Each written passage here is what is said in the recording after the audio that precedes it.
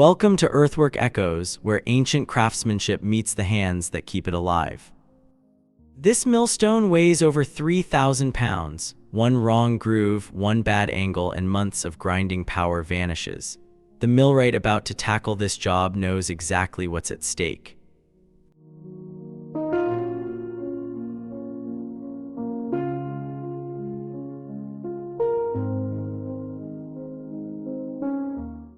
The runner stone arrives at the windmill's base, its massive bulk almost defiant against the narrow passage ahead.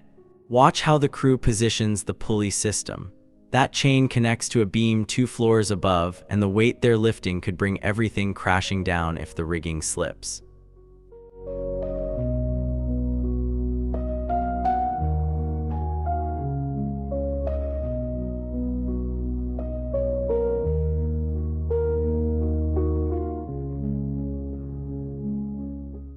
The men brace themselves. The stone rises, spinning slightly through the floor opening. They pause to reposition the pulleys, securing it briefly before the next lift. This isn't rushing.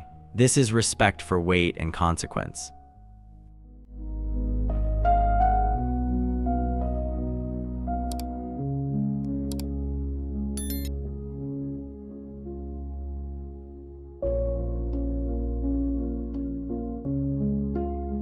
Up it goes to the stone loft where the bedstone already waits. Here's the problem. If these two surfaces don't align perfectly, the grain won't cut properly. The flour turns worthless.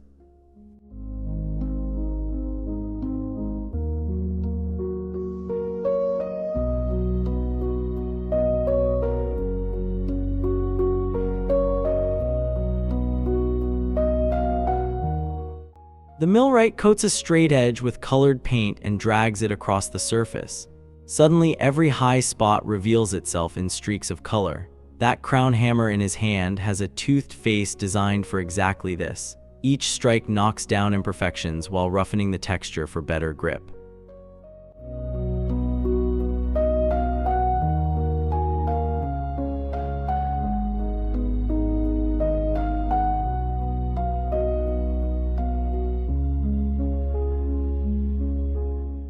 But flattening alone doesn't make a millstone work. Those grooves act like scissors, and right now their edges have gone dull.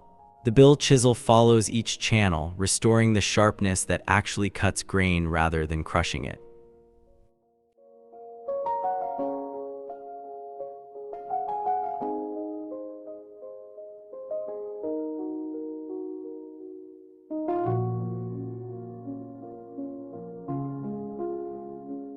Here's what most people miss. Grain enters through the center hole, and as the runner spins at 120 rotations per minute, those sharp edges slice husks open while reducing kernels to powder. The finest grinding happens at the outer edge, which is why the millwright focuses his detailed work there.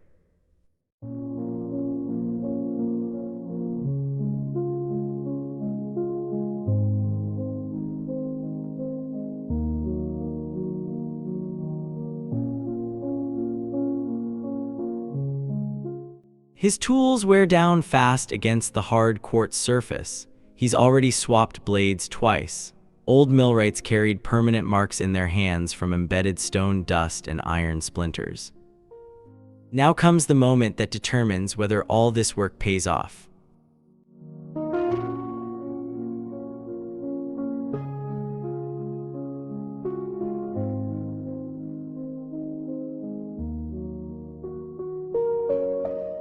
The crane tilts the massive stone grinding surface facing down toward the bedstone.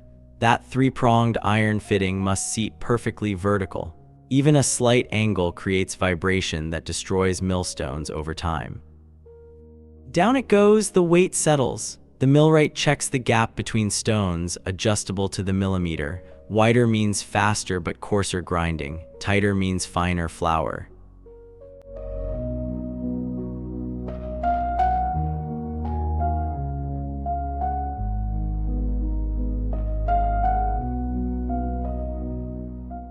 The spindle shaft slides back into position, connecting the stones to the windmill's gears. The wooden casing wraps around everything, channeling finished flour down to storage below. The runner sits locked in place now, perfectly balanced, freshly sharpened, ready to spin. Grain can flow through this windmill once again, entering as whole kernels and emerging as flour the same way it has for centuries. If watching skilled hands bring old machinery back to life speaks to you, hit subscribe. More craftsmanship like this is coming soon.